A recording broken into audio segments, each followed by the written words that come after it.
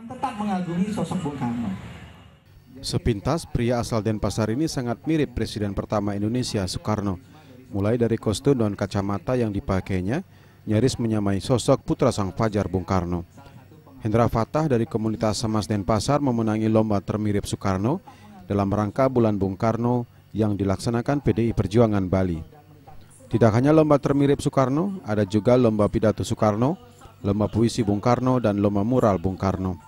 Penyerahan hadiah lomba dilaksanakan saat malam pagelaran seni Bulan Bung Karno di lapangan I Gusti Ngurah Made Agung, Puputan Denpasar, hari Minggu malam. Selain penyerahan hadiah, malam pagelaran seni Bulan Bung Karno juga menghadirkan hiburan rakyat seperti musik, lawak, serta pemutaran film dokumenter Bung Karno.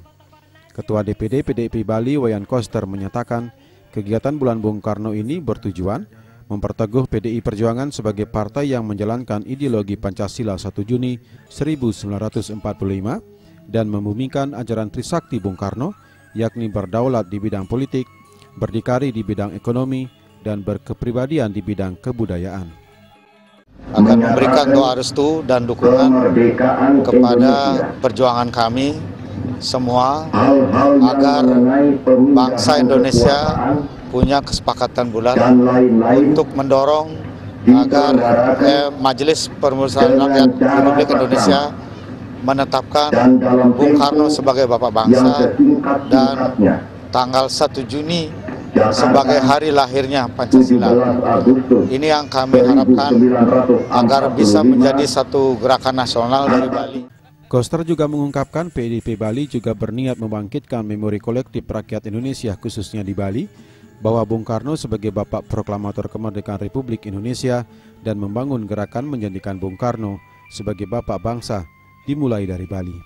Pelaksanaan acara Bulan Bung Karno yang mendapat respon antusias dari masyarakat di Bali ini dijadikan sebagai satu kegiatan yang bersifat rutin, dilaksanakan setiap tahun 1 bulan penuh pada setiap bulan Juni di tahun-tahun yang akan mendatang.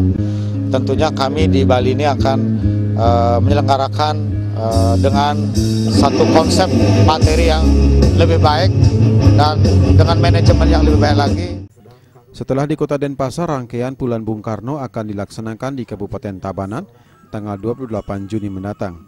Sementara tanggal 27 Juni nanti akan digelar sarasehan yang akan dihadiri sejumlah eksponen masyarakat Bali, sekaligus juga nanti akan digelar deklarasi Bung Karno sebagai Bapak Bangsa dan tanggal 1 Juni diperingati sebagai hari lahirnya Pancasila.